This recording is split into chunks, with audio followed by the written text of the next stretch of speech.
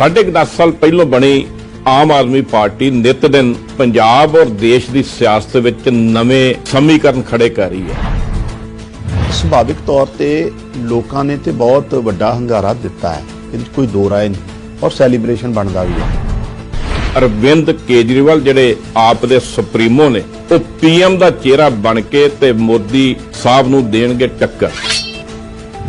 ਜਿਹੜੀ ਮੋਦੀ ਸਾਹਿਬ ਵਾਲੀ ਪਾਰਟੀ ਹੈ ਭਾਜਪਾ, ਜਿਸ ਤਰ੍ਹਾਂ ਦਾ ਉਹਨਾਂ ਨੇ ਤਾਨਾਸ਼ਾਹੀ ਰੂਪ ਅਖਤਿਆਰ ਕਰ ਲਿਆ, ਚਾਹੇ ਉਹ ਸੰਸਥਾਵਾਂ ਦਾ ਰਾਜਨੀਤੀਕਰਨ ਕਰਨਾ ਹੋਵੇ, ਕਾਰਪੋਰੇਟ ਸੈਕਟਰ ਨੂੰ ਪ੍ਰਮੋਟ ਕਰਕੇ ਜਿਹੜੇ ਸਾਡੇ ਸਰਕਾਰੀ ਸੈਕਟਰਾਂ ਨੂੰ ਕਮਜ਼ੋਰ ਕਰਨ ਵਾਲੀ ਗੱਲ ਹੈ, ਚਾਹੇ ਪੂਰੀ ਸੱਤਾ ਨੂੰ ਸੈਂਟਰਲਾਈਜ਼ ਕਰ ਲਿਆ ਜਿਸ ਤਰੀਕੇ ਨਾਲ ਵਿਦਿਨ ਪਾਰਟੀ ਵੀ, ਇਹ ਇੱਕ ਦੇਸ਼ ਦੀ ਡੈਮੋਕ੍ਰੈਟਿਕ ਕੰਟਰੀ ਲਈ ਬੜੀ ਖਤਰਨਾਕ ਸਥਿਤੀ ਆ। ਦੇਸ਼ 'ਚ ਸਮਾਨਤਾ ਦਾ ਅਧਿਕਾਰ ਜਿਹੜਾ ਉਹ ਮੋਦੀ ਸਾਹਿਬ ਵੱਲੋਂ ਖਤਮ ਕੀਤਾ ਜਾ ਰਿਹਾ।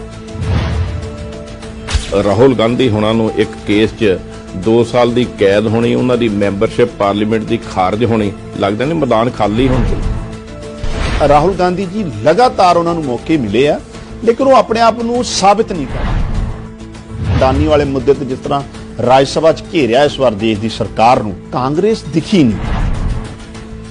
केजरीवाल साहब फिट जापदे ने पीएम ਦੇ ਚਿਹਰੇ ਤੇ ਰਾਹੁਲ ਗਾਂਧੀ ਅਨਫਿਟ ਨੇ। ਉਹ ਆਪਣੇ ਆਪ ਨੂੰ ਸਥਾਪਿਤ ਨਹੀਂ ਕਰ ਪਾਏ, ਬਾਰ-ਬਾਰ ਉਹ ਫੇਲ ਹੋਏ ਆ। ਮੋਦੀ ਸਾਹਿਬ ਦਾ ਡਿਕਟੇਟੋਰੀਅਲ ਜਿਹੜਾ ਐਟੀਟਿਊਡ ਹੈ ਉਹਨੂੰ ਮਜ਼ਬੂਤੀ ਨਾਲ ਫੇਸ ਕਰਨਾ ਔਰ ਦਲੀਲ ਦੇ ਨਾਲ-ਨਾਲ ਸੜਕਾਂ ਤੇ ਲੜਾਈ ਲੜਨ ਦਾ ਜਿਹੜਾ ਜਜ਼ਬਾ ਹੈ ਉਹ 'ਚ ਅਰਵਿੰਦ ਕੇਜਰੀਵਾਲ ਜੀ ਬਹੁਤ ਬਿਹਤਰ ਹੈ।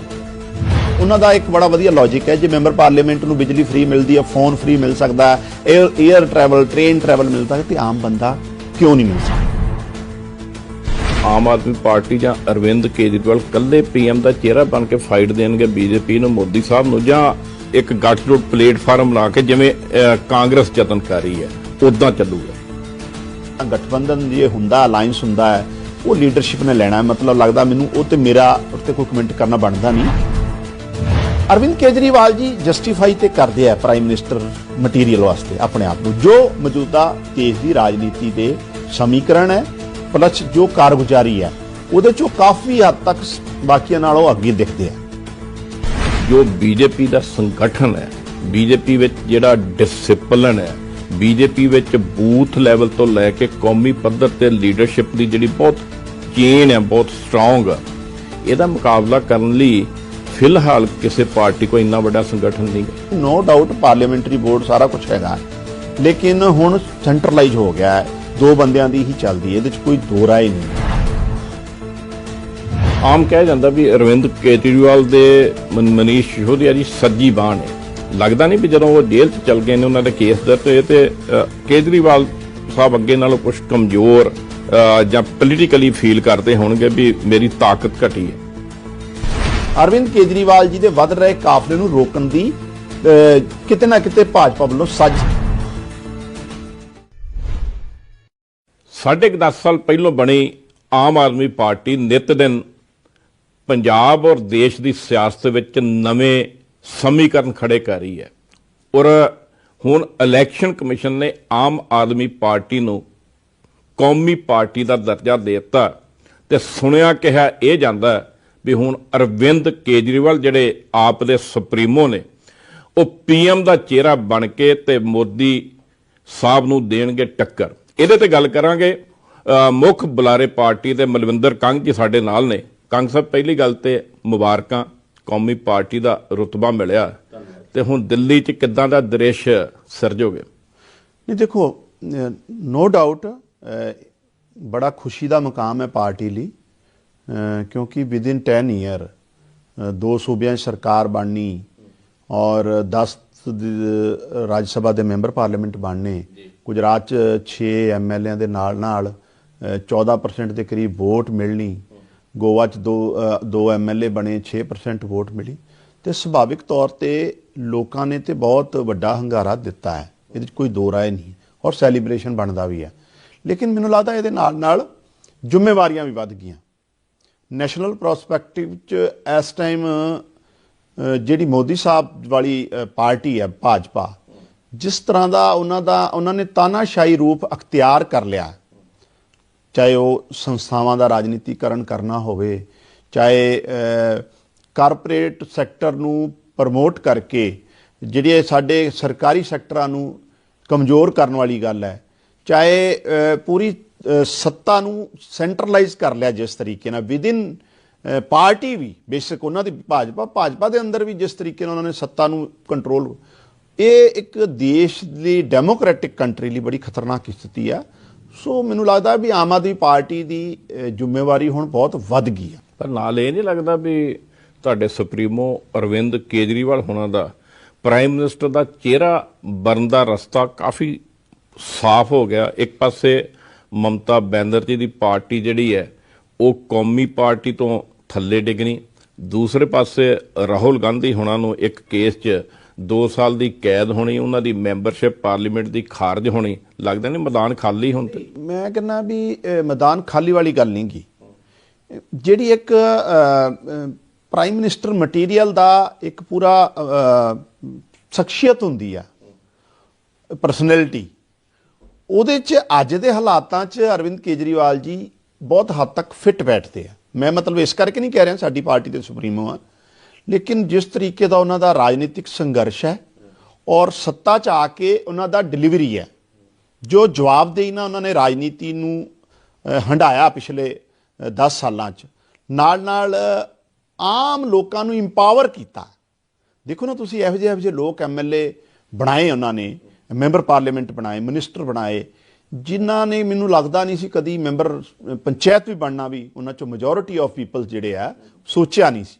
ਮਤਲਬ ਜਿਹੜਾ ਬਾਬਾ ਸਾਹਿਬ ਅੰਬੇਡਕਰ ਸਾਹਿਬ ਦਾ ਸੁਪਨਾ ਸੀ, ਸੁਪਨਾ ਜਿਹਨੂੰ ਕਹਿ ਲਓ, ਜਾਂ ਉਹਨਾਂ ਦੀ ਆਈਡੀਓਲੋਜੀ ਸੀ ਵੀ ਅਖੀਰਲੀ ਪੰਕਤੀ 'ਚ ਖੜੇ ਲੋਕ ਜਿਹੜੇ ਵੱਡੇ ਜ਼ਮੀਂਦਾਰੀ ਪ੍ਰਥਾ 'ਚ ਜਾਂ ਰਸੂਖਦਾਰਾਂ ਵੱਲੋਂ ਇਗਨੋਰ ਹੁੰਦੇ ਰਹੇ ਆ ਸਾਲ ਦਰ ਸਾਲ, ਉਹਨਾਂ ਨੂੰ ਰੀਅਲ ਸੈਂਸ 'ਚ ਡੈਮੋਕ੍ਰੇਸੀ 'ਚ ਇੰਪਾਵਰ ਕਰਨਾ ਸੰਵਿਧਾਨ ਇਹ ਕਹਿੰਦਾ ਹੈ। ਭਗਤ ਸਿੰਘ ਦਾ ਸੁਪਨਾ ਵੀ ਇਹੀ ਸੀ। ਸੋ ਮੈਨੂੰ ਲੱਗਦਾ ਇਸ ਕਰਕੇ, ਔਰ ਨਾਲ ਜਿਹੜੀ ਉਹਨਾਂ ਦੀ ਰਾਜਨੀਤਿਕ ਸੂਝ-ਬੂਝ ਹੈ, ਚਾਹੇ ਇਕੋਨਮੀ ਨੂੰ ਲੈ ਕੇ, ਚਾਹੇ ਫੋਰਨ ਪਾਲਿਸੀ ਨੂੰ ਲੈ ਕੇ, ਐਕਸਟਰਨਲ ਅਫੇਅਰਸ ਨੂੰ ਲੈ ਕੇ, ਗਵਾਂਢੀ ਮੁਲਕਾਂ ਨਾਲ ਕਿਸ ਤਰ੍ਹਾਂ ਦੇ ਤਾਲੁਕਾਤ ਹੋਣੇ ਚਾਹੀਦੇ ਆ, ਦੇਸ਼ 'ਚ ਸਮਾਨਤਾ ਦਾ ਅਧਿਕਾਰ ਜਿਹੜਾ ਉਹ ਮੋਦੀ ਸਾਹਿਬ ਵੱਲੋਂ ਖਤਮ ਕੀਤਾ ਜਾ ਰਿਹਾ, ਜਾਂ ਇੱਕ ਰਾਜਨੀਤਿਕ ਸੰਵਾਦ ਜਿਹੜਾ ਡਿਸਕੋਰਸ ਹੈ ਜਿਸ ਤਰੀਕੇ ਨਾਲ ਡੈਮੋਕ੍ਰੈਟਿਕ ਹੋਣਾ ਚਾਹੀਦਾ, ਜਾਂ ਪ੍ਰੋ ਪੀਪਲਸ ਪਾਲਿਸੀਆਂ ਤੇ ਸਟੈਂਡ ਲੈਣਾ। ਫੋਰ ਐਗਜ਼ਾਮਪਲ ਅਡਾਨੀ ਵਾਲੇ ਮੁੱਦੇ ਤੇ ਜਿਸ ਤਰ੍ਹਾਂ ਰਾਜ ਸਭਾ 'ਚ ਘੇਰਿਆ ਇਸ ਵਾਰ ਦੇਸ਼ ਦੀ ਸਰਕਾਰ ਨੂੰ, ਕਾਂਗਰਸ ਦਿਖੀ ਨਹੀਂ। ਔਰ ਮੈਨੂੰ ਲੱਗਦਾ ਵੀ ਰਾਹੁਲ ਗਾਂਧੀ ਜੀ ਲਗਾਤਾਰ ਉਹਨਾਂ ਨੂੰ ਮੌਕੇ ਮਿਲੇ ਆ, ਲੇਕਿਨ ਉਹ ਆਪਣੇ ਆਪ ਨੂੰ ਸਾਬਿਤ ਨਹੀਂ ਕਰ ਸਕੇ। ਤੁਹਾਡਾ ਕਹਿਣ ਦਾ ਮਤਲਬ ਇਹ ਹੈ ਵੀ ਕੇਜਰੀਵਾਲ ਸਾਹਿਬ ਫਿੱਟ ਜਾਪਦੇ ਨੇ PM ਦੇ ਚਿਹਰੇ ਤੇ ਰਾਹੁਲ ਗਾਂਧੀ ਅਨਫਿਟ ਨੇ?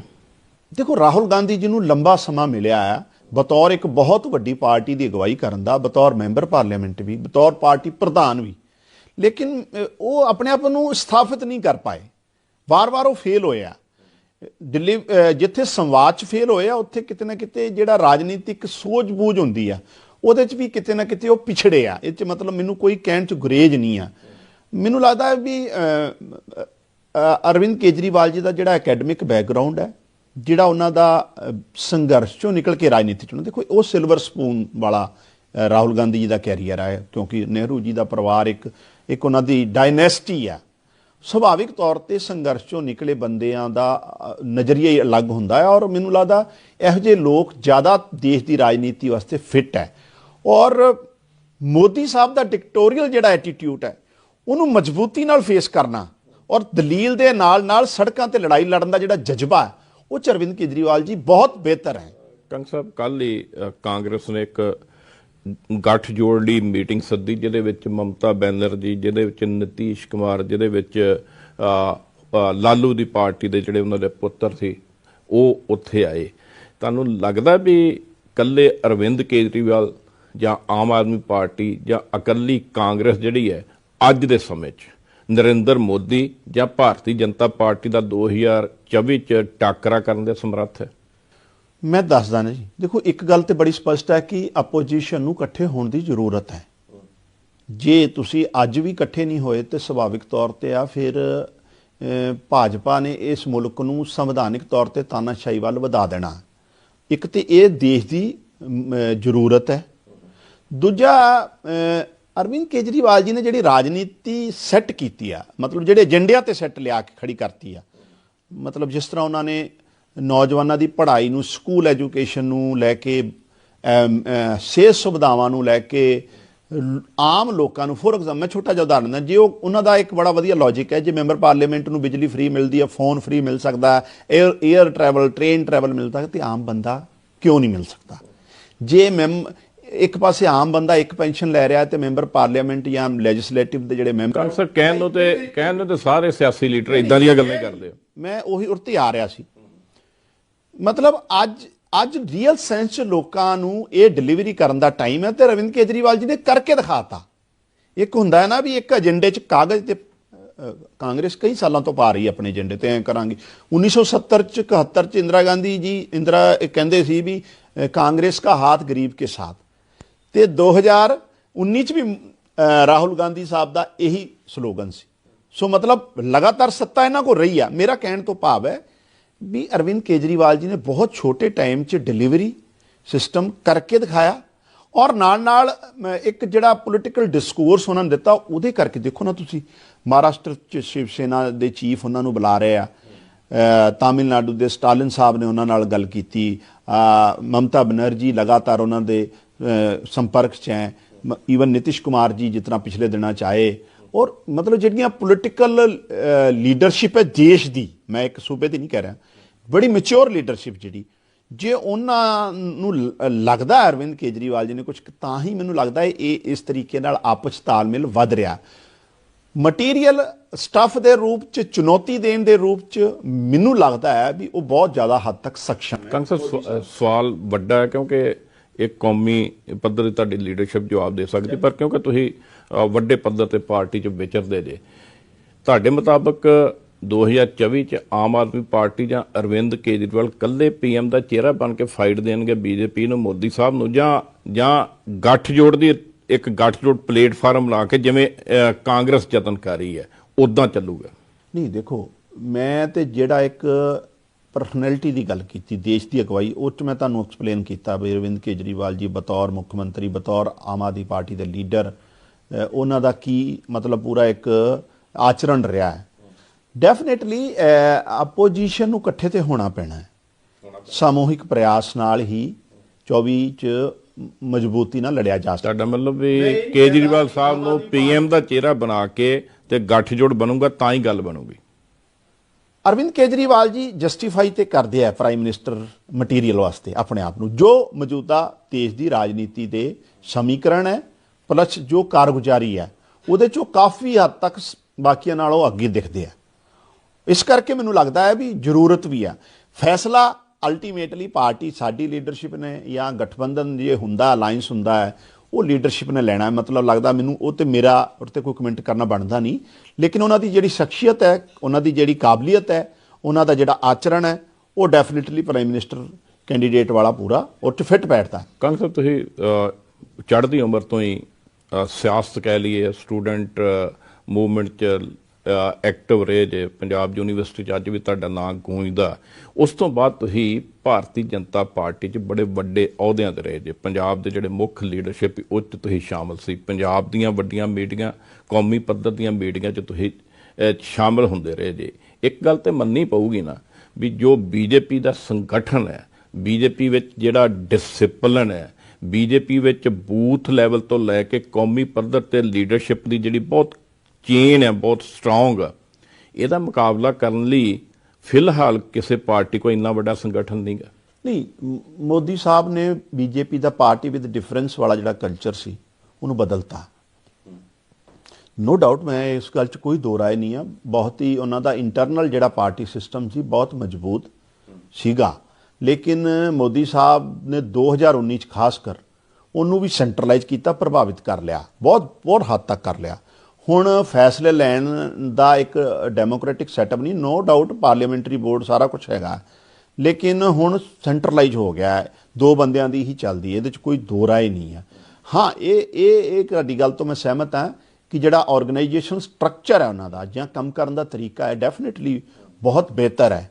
ਉਹਨਾਂ ਦਾ ਏਜੰਡਾ ਬਹੁਤ ਮਾੜਾ ਹੈ। ਉਹਨਾਂ ਦਾ ਜਿਹੜਾ ਏਜੰਡਾ ਹੈ, ਚਾਹੇ ਉਹ ਮਾਈਨੋਰਟੀਜ਼ ਨੂੰ ਲੈ ਕੇ ਆ, ਚਾਹੇ ਦਲਿਤ ਭਾਈਚਾਰੇ ਨੂੰ ਖਾਸ ਕਰ ਜਦੋਂ ਜਿਹੜੀ ਉਹਨਾਂ ਦੀ ਆਰਗੇਨਾਈਜੇਸ਼ਨ ਉਹਨਾਂ ਨੂੰ ਡੋਮੀਨੇਟ ਕਰਦੀ ਆ ਜਾਂ ਉਹਨਾਂ ਨੂੰ ਗਾਈਡ ਕਰਦੀ ਆ, ਉਹ ਤੇ ਓਪਨਲੀ ਕਹਿੰਦੇ ਉਹਨਾਂ ਦੇ ਚੀਫ ਕਿ ਜਿਹੜਾ ਰਿਜ਼ਰਵੇਸ਼ਨ ਆ ਉਹ ਖਤਮ ਹੋਣਾ ਚਾਹੀਦਾ। ਉਹ ਤੇ ਓਪਨਲੀ ਕਹਿ ਰਿਹਾ ਨਾ, ਔਰ ਚੱਲਦੀ ਵੀ ਉਹਨਾਂ ਦੀ ਆ, ਏਜੰਡਾ ਵੀ ਉਹ ਸੈੱਟ। ਡੈਫੀਨੇਟਲੀ ਉਹਨਾਂ ਨੇ ਇੱਕ ਤੋਂ ਵੱਧ ਵਾਰ ਕਹੀ ਇਹ ਗੱਲ ਕਿ ਹੁਣ ਇਹ ਟਾਈਮ ਆ ਗਿਆ ਕਿ ਰਿਜ਼ਰਵੇਸ਼ਨ ਤੇ ਸਮੀਖਿਆ ਹੋਣੀ ਚਾਹੀਦੀ। ਇਹਦਾ ਮਤਲਬ ਕੀ ਹੈ? ਇਹਦਾ ਮਤਲਬ ਜਿਹੜੇ ਬਾਬਾ ਸਾਹਿਬ ਅੰਬੇਡਕਰ ਸਾਹਿਬ ਵਰਗੀਆਂ ਸ਼ਖਸੀਅਤਾਂ ਸੰਵਿਧਾਨ ਦੇ ਕੇ ਗਈਆਂ, ਜਿਹੜਾ ਉਹਨਾਂ ਨੂੰ ਇੰਪਾਵਰ ਕਰਕੇ ਗਈਆਂ, ਜਿਹੜਾ ਦਬਿਆ ਕੁਚਲਿਆ ਵਰਗ ਸੀਗਾ ਸਾਡਾ, ਜਿਨ੍ਹਾਂ ਨੂੰ ਹਰੀਅਤ ਸੰਵਿਧਾਨ ਨੇ ਤਾਕਤ ਦਿੱਤੀ, ਇਹਦਾ ਮਤਲਬ ਉਹਨਾਂ ਦੇ ਪ੍ਰਤੀ ਇਹਨਾਂ ਦੇ ਮਨ 'ਚ ਜਿਹੜਾ ਆ ਦਵੇਸ਼ ਹੈ, ਦੋਗਲਾਪਨ ਹੈ, ਦਿਖਾਵਾ ਹੋਰ ਹੈ।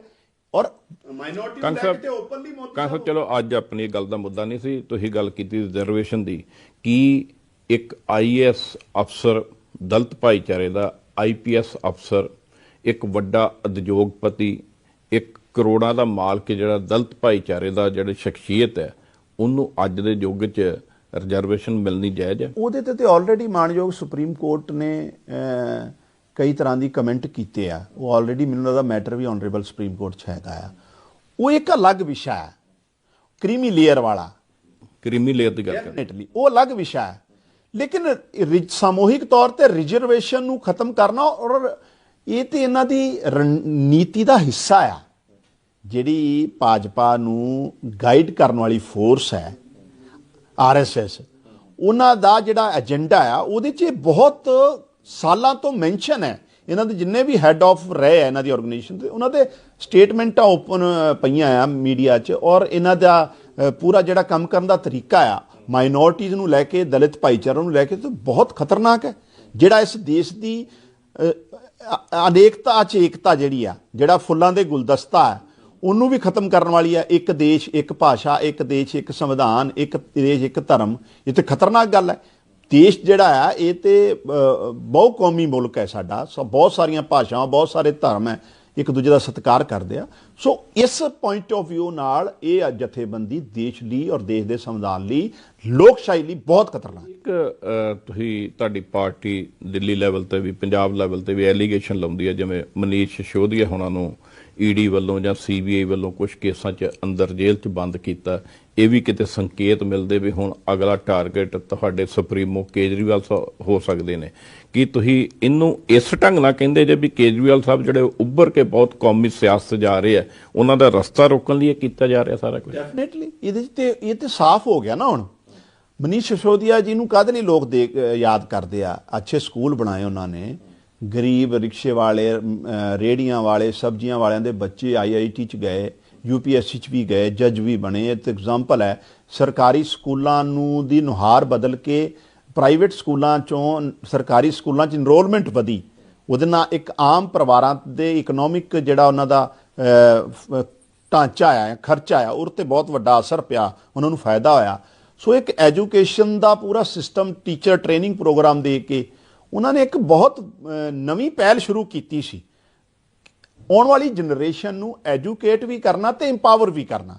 ਮਨੀਸ਼ ਸਿਸੋਦੀਆ ਉਹਦੇ ਸਭ ਤੋਂ ਵੱਡੇ ਐਗਜ਼ਾਮਪਲ ਹੈ।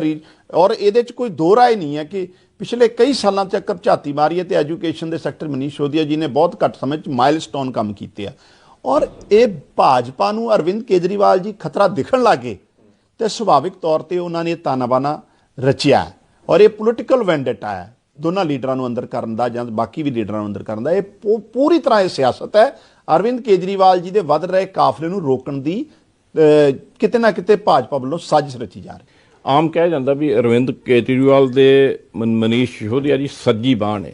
ਲੱਗਦਾ ਨਹੀਂ ਵੀ ਜਦੋਂ ਉਹ ਜੇਲ੍ਹ 'ਚ ਚਲ ਗਏ ਨੇ, ਉਹਨਾਂ ਦੇ ਕੇਸ ਦਰਜ ਹੋਏ, ਤੇ ਕੇਜਰੀਵਾਲ ਸਾਹਿਬ ਅੱਗੇ ਨਾਲੋਂ ਕੁਝ ਕਮਜ਼ੋਰ ਜਾਂ ਪੋਲੀਟੀਕਲੀ ਫੀਲ ਕਰਦੇ ਹੋਣਗੇ ਵੀ ਮੇਰੀ ਤਾਕਤ ਘਟੀ ਹੈ? ਡੈਫੀਨੇਟਲੀ ਅਰਵਿੰਦ ਕੇਜਰੀਵਾਲ ਜੀ ਨਿਰਵਾਦ ਲੀਡਰ ਹੈ ਪਾਰਟੀ ਦੇ, ਵਿੱਚ ਕੋਈ ਦੋ ਰਾਏ ਨਹੀਂ ਹੈ। ਲੇਕਿਨ ਮਨੀਸ਼ ਸਿਸੋਦੀਆ ਵਰਗੇ ਜਿਹੜੇ ਸਹਿਯੋਗੀ, ਸੰਜੀਦਾ, ਸਿਆਣੇ, ਸਮਝਦਾਰ ਔਰ ਬਹੁਤ ਹੀ ਹੰਬਲ ਬੈਕਗਰਾਊਂਡ ਤੋਂ ਆ ਕੇ ਇਸ ਲੈਵਲ ਤੇ ਪਹੁੰਚੇ, ਡੈਫੀਨੇਟਲੀ ਰਾਈਟ ਹੈਂਡ ਸੀ ਉਹਨਾਂ ਦੇ। ਬਹੁਤ ਸਾਰੀਆਂ ਮੁਸ਼ਕਲਾਂ 'ਚ ਉਹ ਜਿਹੜਾ ਉਹਨਾਂ ਦੀ ਸਲਾਹ ਮਸ਼ਵਰਾ ਹੁੰਦਾ ਸੀ, ਉਹ ਪਾਰਟੀ ਦੀ ਤਾਕਤ ਸੀ, ਇਹ 'ਚ ਕੋਈ ਦੋ ਰਾਏ ਨਹੀਂ ਹੈ। ਔਰ ਇਹ ਸਾਰਾ ਮੈਂ ਜਿਸ ਤਰ੍ਹਾਂ ਕਿਹਾ ਤੁਹਾਨੂੰ ਪਹਿਲਾਂ, ਇਹ ਤਾਨਾ ਬਾਨਾ ਤੇ ਅਰਵਿੰਦ ਕੇਜਰੀਵਾਲ ਜੀ ਨੂੰ ਕਮਜ਼ੋਰ ਕਰਨ ਲਈ ਰਚਿਆ ਜਾ ਰਿਹਾ। ਪਰ ਮੈਂ ਤੁਹਾਨੂੰ ਦੱਸਾਂ, ਆਮ ਆਦਮੀ ਪਾਰਟੀ ਇਸ ਮੁਕਾਮ ਤੇ ਹੁਣ ਖੜ ਗਈ ਆ। और नैशनल पार्टी ना चाह के भी इन्हों देना पै गया दर्जा, क्योंकि फुलफिल करते ਉਹ ਤੇ ਲੀਗਲੀ ਦੇਣਾ ਹੀ ਪੈਣਾ ਸੀ। हाँ, इस करके ना चाह के भी उन्होंने काफला इन्ना अगे वध गया, इन्नी लोगों दी उम्मीदां ते लोगों का जुड़ाव हो गया। इन्हां दी कार्रवाइयां दा असर हुण आम आदमी पार्टी के काफले ते पैना नहीं, ये वधदा जाना। ਥੋੜਾ ਜਿਹਾ ਪੰਜਾਬ ਵੱਲ ਆਈਏ। ਜਲੰਧਰ ਦੀ ਜਿਮਨੀ ਚੋਣ ਆ ਗਈ, 10 ਮਈ ਨੂੰ ਇਲੈਕਸ਼ਨ ਹੈ, ਕਿੰਨੀ ਕੁ ਵੱਡੀ ਚੁਣੌਤੀ ਹੈ? देखो सानू लगता है भी सरदार भगवंत सिंह मान होना ने पिछले 1 साल एक ईमानदार सरकार के तौर पर एक जिम्मेवार आगू होने के नाते साबित करके दिखाया है।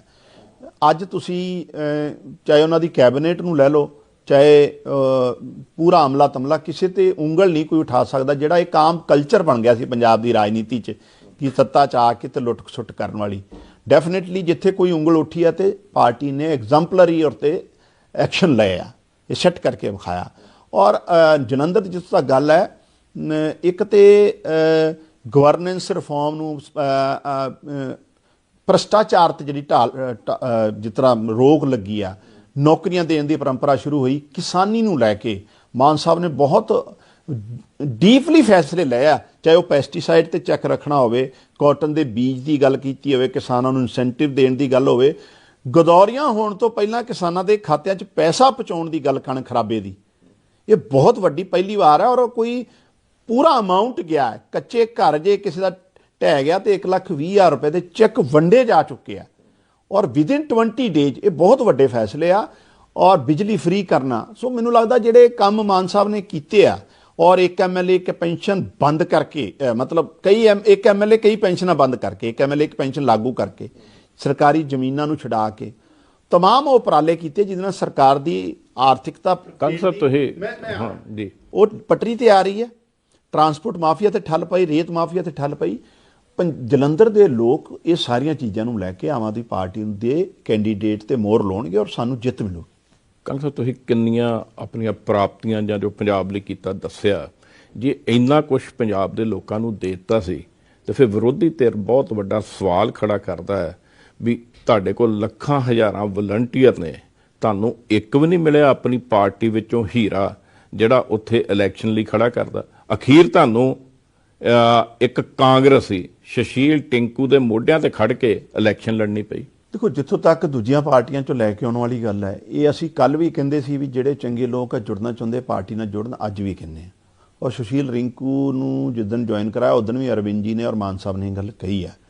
देखो इलैक्शन च जदों जांदी है पार्टी, उदों लोकां दी लोकल लैवल ते की आवाज़ है पार्टी दियां डेफिनेटली लोकल लैवल ते तुहाडे वलंटीयर कहंदे है भी सानूं कांग्रेस ही दिओ, विचों बंदा नहीं चाहिए कोई। सुशील रिंकू होना दा जिहड़ा राजनीतिक सफर है जलंधर च, उन्हां च लोकां च उन्हां दा काफ़ी अच्छा प्रभाव है। कहना मतलब वो वधिया कांग्रेस ही सी। होर भी बहुत सारे चंगे कांग्रेसी आए हैं साडी पार्टी च, MLA बन गए कई, इस कोई दो राह ही नहीं है। और ये तो असीं पहलां भी नहीं कदी कहा भी दरवाजे बंद है। तो सारा जिहड़ा इलैक्टोरल सिनैरियो सी उहदे च सुशील रिंकू जिहड़े कि पार्टी मान साहब और अरविंद केजरीवाल जी दी नीतियां तो प्रभावित होकर ज्वाइन की सी, एज ए कैंडीडेट बेहतर सी ते पार्टी ने उन्होंने चुनिया। और मैनूं लगता है भी इस चीज़ का पार्टी नूं जलंधर च बहुत वड्डे स्तर ते फायदा भी। वैसे कंग साहब निजी सवाल ही समझो, ये किद्दां दा चलन चल रहा? भारतीय जनता पार्टी ने एक दिन पहलों एक अकाली नूं शामिल किया, इंदर कुमार अटवाल नूं उन्होंने टिकट दे दी। तुसीं एक दिन पहलों कांग्रेसी नूं शामिल किया, टिंकू नूं उन्होंने टिकट दे दी। और श्रोमणी अकाली दल बसपा ने, बसपा का कितना वड्डा केडर है जलंधर च, सारिਆਂ ਨੂੰ इग्नोर करके अपने हल्के तो बाहर ही डॉक्टर सुखविंदर सुखी नूं टिकट देती। ये जिहड़ा प्रचलन है तुहानूं लगदा भी ये दुरुस्त है सियासत? मैनूं लगदा देखो जिस तक अकाली दल दा है उन्हां दे सिटिंग MLA भी सी और जलंधर लोक सभा दे है भी नहीं। वो अकाली दल को तो कोई चॉइस ही नहीं सी, अल्टीमेटली डॉक्टर सुखी उन्होंने कैंडीडेट बनाया। भाजपा एक्सपेरीमेंट कर रही है, भाजपा को अपना कुछ है नहीं। सो ये तो दोनों रेस च है नहीं। जो तक कांग्रेस की गल है, डेफिनेटली चौधरी साहब का अच्छा रसूख सी, नो डाउट, ये कोई दो राय नहीं है। चौधरी साहब और अनफॉर्चुनेटली उन्होंने मौत हुई, लेकिन चौधरी साहब के बेटे नूं लैके जिहड़ी उन्हां दी कारगुजारी आ, या कांग्रेस का जिहड़ा अंदरूनी कलेश है ਉਹ ਉਸ ਤਰੀਕੇ ਨਾਲ ਉਸ ਤਾਕਤ ਨਾਲ ਇਲੈਕਸ਼ਨ ਨਹੀਂ ਲੜ ਰਿਹਾ, ਮੈਨੂੰ ਨਹੀਂ ਲੱਗਦਾ। ਪਰ ਅੱਜ ਜਦੋਂ ਬੀਬੀ ਕਰਮਜੀਤ ਕੌਰ ਕਾਗਜ਼ ਭਰਨ ਗਏ ਸੀ, ਨਵਜੋਤ ਸਿੱਧੂ, ਰਾਜਾ ਵੜਿੰਗ, ਬੀਬੀ ਰਜਿੰਦਰ ਕੌਰ ਭੱਠਲ, ਪ੍ਰਤਾਪ ਬਾਜਵਾ ਸਾਰੀ ਲੀਡਰਸ਼ਿਪ ਇਕਜੁੱਟ ਸੀ। ਲੱਗਦਾ ਨਹੀਂ ਵੀ ਉਹਦਾ ਅਸਰ ਫੋਟੋ ਸੈਸ਼ਨ ਕਰਾਉਣ ਲਈ ਮਜਬੂਰੀ ਵੀ ਹੁੰਦੀ ਆ, ਅਦਰਵਾਈਜ਼ ਤੇ ਜਦੋਂ ਦੇ ਸਿੱਧੂ ਸਾਹਿਬ ਬਾਹਰ ਆਏ ਆ ਸਾਰਿਆਂ ਨੂੰ ਪਤਾ ਹੈ ਵੀ ਉਹ ਕੀ ਬਿਆਨ ਦੇ ਰਹੇ ਤੇ ਬਾਕੀ ਕਾਂਗਰਸੀ ਕੀ ਦੇ ਰਹੇ ਤੇ ਸਿੱਧੂ ਸਾਹਿਬ ਮਿਲ ਕੇ ਇਹਨਾਂ ਨੂੰ ਰਹੇ ਆ। ਇਹ ਤਾਂ ਸਾਰੇ ਉਹ ਨਹੀਂ ਚੱਲਣਾ ਕੰਮ, ਉਹਨਾਂ ਦੇ ਇਕੱਠੇ ਹੋਣ ਦੀ ਸੁਪਨੇ ਜਿਹੜੇ ਆ ਨਾ ਉਹ ਪੂਰੇ ਨਹੀਂ ਹੋਣੇ। ਤਾਂ ਡੈਫੀਨੇਟਲੀ ਆਮ ਆਦਮੀ ਪਾਰਟੀ ਜਲੰਧਰ ਜਿੱਤੂਗੀ। Thank you Kang Sahib. So ਤੁਸੀਂ ਕੰਗ ਸਾਹਿਬ ਨੇ ਸੁਣਿਆ, ਦੋ ਗੱਲਾਂ ਸਾਹਮਣੇ ਆਈਆਂ। ਨੰਬਰ 1 ਤੇ ਵੀ ਅਰਵਿੰਦ ਕੇਜਰੀਵਾਲ ਜਿਹੜੇ ਆਮ ਆਦਮੀ ਪਾਰਟੀ ਦੇ ਸੁਪਰੀਮੋ ਨੇ, ਪ੍ਰਾਈਮ ਮਿਨਿਸਟਰ ਦੇ ਚਿਹਰੇ ਵਜੋਂ 2024 ਚ ਉਹ ਕੌਮੀ ਦ੍ਰਿਸ਼ ਤੇ ਦਿਸਣਗੇ। ਔਰ ਦੂਸਰੀ ਗੱਲ, ਜਿਵੇਂ ਕੰਗ ਹੋਣੀ ਕਹਿੰਦੇ ਨੇ ਵੀ ਜਿੰਨਾ ਮਰਜ਼ੀ ਚੁਣੌਤੀ ਹੋਵੇ, ਜਲੰਧਰ ਦੀ ਇਲੈਕਸ਼ਨ ਤੇ ਅਸੀਂ ਖੁਦ ਹੀ ਜਿੱਤਾਂਗੇ। 10.5 ਸਾਲ ਪਹਿਲੋਂ ਬਣੀ ਆਮ ਆਦਮੀ ਪਾਰਟੀ ਨਿਤ ਦਿਨ ਪੰਜਾਬ ਔਰ ਦੇਸ਼ ਦੀ ਸਿਆਸਤ ਵਿੱਚ ਨਵੇਂ ਸਮੀਕਰਨ ਖੜੇ ਕਰ ਰਹੀ ਹੈ। ਸੁਭਾਵਿਕ ਤੌਰ ਤੇ ਲੋਕਾਂ ਨੇ ਤੇ ਬਹੁਤ ਵੱਡਾ ਹੰਗਾਰਾ ਦਿੱਤਾ ਹੈ, ਇਹਦੇ 'ਚ ਕੋਈ ਦੋ ਰਾਏ ਨਹੀਂ, ਔਰ ਸੈਲੀਬ੍ਰੇਸ਼ਨ ਬਣਦਾ ਵੀ ਹੈ। ਅਰਵਿੰਦ ਕੇਜਰੀਵਾਲ ਜਿਹੜੇ ਆਪ ਦੇ ਸੁਪਰੀਮੋ ਨੇ, ਉਹ ਪੀਐਮ ਦਾ ਚਿਹਰਾ ਬਣ ਕੇ ਤੇ ਮੋਦੀ ਸਾਹਿਬ ਨੂੰ ਦੇਣਗੇ ਟੱਕਰ। ਜਿਹੜੀ ਮੋਦੀ ਸਾਹਿਬ ਵਾਲੀ ਪਾਰਟੀ ਹੈ ਭਾਜਪਾ, ਜਿਸ ਤਰ੍ਹਾਂ ਦਾ ਉਹਨਾਂ ਨੇ ਤਾਨਾਸ਼ਾਹੀ ਰੂਪ ਅਖਤਿਆਰ ਕਰ ਲਿਆ, ਚਾਹੇ ਉਹ ਸੰਸਥਾਵਾਂ ਦਾ ਰਾਜਨੀਤੀਕਰਨ ਕਰਨਾ ਹੋਵੇ, ਕਾਰਪੋਰੇਟ ਸੈਕਟਰ ਨੂੰ ਪ੍ਰਮੋਟ ਕਰਕੇ ਜਿਹੜੇ ਸਾਡੇ ਸਰਕਾਰੀ ਸੈਕਟਰਾਂ ਨੂੰ ਕਮਜ਼ੋਰ ਕਰਨ ਵਾਲੀ ਗੱਲ ਹੈ, ਚਾਹੇ ਪੂਰੀ ਸੱਤਾ ਨੂੰ ਸੈਂਟਰਲਾਈਜ਼ ਕਰ ਲਿਆ ਜਿਸ ਤਰੀਕੇ ਨਾਲ ਵਿਦਿਨ ਪਾਰਟੀ ਵੀ, ਇਹ ਇੱਕ ਦੇਸ਼ ਦੀ ਡੈਮੋਕ੍ਰੈਟਿਕ ਕੰਟਰੀ ਲਈ ਬੜੀ ਖਤਰਨਾਕ ਸਥਿਤੀ ਆ। ਦੇਸ਼ 'ਚ ਸਮਾਨਤਾ ਦਾ ਅਧਿਕਾਰ ਜਿਹੜਾ ਉਹ ਮੋਦੀ ਸਾਹਿਬ ਵੱਲੋਂ ਖਤਮ ਕੀਤਾ ਜਾ ਰਿਹਾ। ਰਾਹੁਲ ਗਾਂਧੀ ਹੁਣਾਂ ਨੂੰ ਇੱਕ ਕੇਸ 'ਚ 2 ਸਾਲ ਦੀ ਕੈਦ ਹੋਣੀ, ਉਹਨਾਂ ਦੀ ਮੈਂਬਰਸ਼ਿਪ ਪਾਰਲੀਮੈਂਟ ਦੀ ਖਾਰਜ ਹੋਣੀ, ਲੱਗਦਾ ਨਹੀਂ ਮੈਦਾਨ ਖਾਲੀ ਹੋਣ। ਰਾਹੁਲ ਗਾਂਧੀ ਜੀ ਲਗਾਤਾਰ ਉਹਨਾਂ ਨੂੰ ਮੌਕੇ ਮਿਲੇ ਆ, ਲੇਕਿਨ ਉਹ ਆਪਣੇ ਆਪ ਨੂੰ ਸਾਬਿਤ ਨਹੀਂ ਕਰ। ਦਾਨੀ ਵਾਲੇ ਮੁੱਦੇ ਤੇ ਜਿਸ ਤਰ੍ਹਾਂ ਰਾਜ ਸਭਾ 'ਚ ਘੇਰਿਆ ਇਸ ਵਾਰ ਦੇਸ਼ ਦੀ ਸਰਕਾਰ ਨੂੰ, ਕਾਂਗਰਸ ਦਿਖੀ ਨਹੀਂ। ਕੇਜਰੀਵਾਲ ਸਾਹਿਬ ਫਿੱਟ ਜਾਪਦੇ ਨੇ ਪੀਐਮ ਦੇ ਚਿਹਰੇ ਤੇ, ਰਾਹੁਲ ਗਾਂਧੀ ਅਨਫਿਟ ਨੇ। ਉਹ ਆਪਣੇ ਆਪ ਨੂੰ ਸਥਾਪਿਤ ਨਹੀਂ ਕਰ ਪਾਏ, ਵਾਰ-ਵਾਰ ਉਹ ਫੇਲ ਹੋਏ ਆ। ਮੋਦੀ ਸਾਹਿਬ ਦਾ ਡਿਕਟੋਰੀਅਲ ਜਿਹੜਾ ਐਟੀਟਿਊਡ ਹੈ, ਉਹਨੂੰ ਮਜ਼ਬੂਤੀ ਨਾਲ ਫੇਸ ਕਰਨਾ ਔਰ ਦਲੀਲ ਦੇ ਨਾਲ-ਨਾਲ ਸੜਕਾਂ ਤੇ ਲੜਾਈ ਲੜਨ ਦਾ ਜਿਹੜਾ ਜਜ਼ਬਾ ਹੈ, ਉਹ ਅਰਵਿੰਦ ਕੇਜਰੀਵਾਲ ਜੀ ਬਹੁਤ ਬਿਹਤਰ ਹੈ। ਉਹਨਾਂ ਦਾ ਇੱਕ ਬੜਾ ਵਧੀਆ ਲੌਜੀਕ ਹੈ, ਜੇ ਮੈਂਬਰ ਪਾਰਲੀਮੈਂਟ ਨੂੰ ਬਿਜਲੀ ਫ੍ਰੀ ਮਿਲਦੀ ਹੈ, ਫੋਨ ਫ੍ਰੀ ਮਿਲ ਸਕਦਾ, 에ਅਰ ਟਰੈਵਲ, ਟ੍ਰੇਨ ਟਰੈਵਲ ਮਿਲ ਸਕਦਾ, ਤੇ ਆਮ ਬੰਦਾ ਕਿਉਂ ਨਹੀਂ ਮਿਲ ਸਕਦਾ? ਆਮ ਆਦਮੀ ਪਾਰਟੀ ਜਾਂ ਅਰਵਿੰਦ ਕੇਜਰੀਵਾਲ ਕੱਲੇ ਪੀਐਮ ਦਾ ਚਿਹਰਾ ਬਣ ਕੇ ਫਾਈਟ ਦੇਣਗੇ ਬੀਜੇਪੀ ਨੂੰ, ਮੋਦੀ ਸਾਹਿਬ ਨੂੰ, ਜਾਂ ਇੱਕ ਗੱਠਜੋੜ ਪਲੇਟਫਾਰਮ ਲਾ ਕੇ ਜਿਵੇਂ ਕਾਂਗਰਸ ਯਤਨ ਕਰ ਰਹੀ ਹੈ ਉਦਾਂ ਚੱਲੂਗਾ? ਗਠਬੰਧਨ ਜੇ ਹੁੰਦਾ, ਅਲਾਈਅੰਸ ਹੁੰਦਾ ਹੈ, ਉਹ ਲੀਡਰਸ਼ਿਪ ਨੇ ਲੈਣਾ ਹੈ। ਮਤਲਬ ਲੱਗਦਾ ਮੈਨੂੰ ਉਹ ਤੇ ਮੇਰਾ ਉੱਤੇ ਕੋਈ ਕਮੈਂਟ ਕਰਨਾ ਬਣਦਾ ਨਹੀਂ। ਅਰਵਿੰਦ ਕੇਜਰੀਵਾਲ ਜੀ ਜਸਟੀਫਾਈ ਤੇ ਕਰਦੇ ਆ ਪ੍ਰਾਈਮ ਮਿਨਿਸਟਰ ਮਟੀਰੀਅਲ ਵਾਸਤੇ ਆਪਣੇ ਆਪ ਨੂੰ, ਜੋ ਮੌਜੂਦਾ ਦੇਸ਼ ਦੀ ਰਾਜਨੀਤੀ ਦੇ ਸਮੀਕਰਨ ਹੈ ਪਲਸ ਜੋ ਕਾਰਗੁਜ਼ਾਰੀ ਹੈ, ਉਹਦੇ ਚੋਂ ਕਾਫੀ ਹੱਦ ਤੱਕ ਬਾਕੀਆਂ ਨਾਲੋਂ ਅੱਗੇ ਦਿਖਦੇ ਆ। ਜੋ ਬੀਜੇਪੀ ਦਾ ਸੰਗਠਨ ਹੈ, ਬੀਜੇਪੀ ਵਿੱਚ ਜਿਹੜਾ ਡਿਸਪਲਿਨ ਹੈ, ਬੀਜੇਪੀ ਵਿੱਚ ਬੂਥ ਲੈਵਲ ਤੋਂ ਲੈ ਕੇ ਕੌਮੀ ਪੱਧਰ ਤੇ ਲੀਡਰਸ਼ਿਪ ਦੀ ਜਿਹੜੀ ਬਹੁਤ ਚੇਨ ਹੈ, ਬਹੁਤ ਸਟਰੋਂਗ ਹੈ, ਇਹਦਾ ਮੁਕਾਬਲਾ ਕਰਨ ਲਈ ਫਿਲਹਾਲ ਕਿਸੇ ਪਾਰਟੀ ਕੋਈ ਇੰਨਾ ਵੱਡਾ ਸੰਗਠਨ ਨਹੀਂ ਹੈ। ਨੋ ਡਾਊਟ ਪਾਰਲੀਮੈਂਟਰੀ ਬੋਰਡ ਸਾਰਾ ਕੁਝ ਹੈਗਾ, ਲੇਕਿਨ ਹੁਣ ਸੈਂਟਰਲਾਈਜ਼ ਹੋ ਗਿਆ ਹੈ, ਦੋ ਬੰਦਿਆਂ ਦੀ ਹੀ ਚੱਲਦੀ ਹੈ, ਇਹਦੇ 'ਚ ਕੋਈ ਦੋ ਰਾਏ ਨਹੀਂ।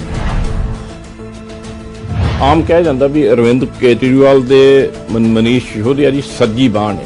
ਲੱਗਦਾ ਨਹੀਂ ਵੀ ਜਦੋਂ ਉਹ ਜੇਲ੍ਹ 'ਚ ਚਲ ਗਏ ਨੇ, ਉਹਨਾਂ ਦੇ ਕੇਸ ਦਰਜ ਹੋਏ, ਤੇ ਕੇਜਰੀਵਾਲ ਸਾਹਿਬ ਅੱਗੇ ਨਾਲੋਂ ਕੁਝ ਕਮਜ਼ੋਰ ਜਾਂ ਪੋਲੀਟੀਕਲੀ ਫੀਲ ਕਰਦੇ ਹੋਣਗੇ ਵੀ ਮੇਰੀ ਤਾਕਤ ਘਟੀ ਹੈ।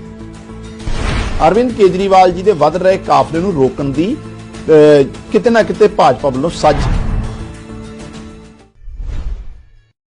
10.5 ਸਾਲ ਪਹਿਲੋਂ ਬਣੀ ਆਮ ਆਦਮੀ ਪਾਰਟੀ ਨਿਤ ਦਿਨ ਪੰਜਾਬ ਔਰ ਦੇਸ਼ ਦੀ ਸਿਆਸਤ ਵਿੱਚ ਨਵੇਂ ਸਮੀਕਰਨ ਖੜੇ ਕਰ ਰਹੀ ਹੈ।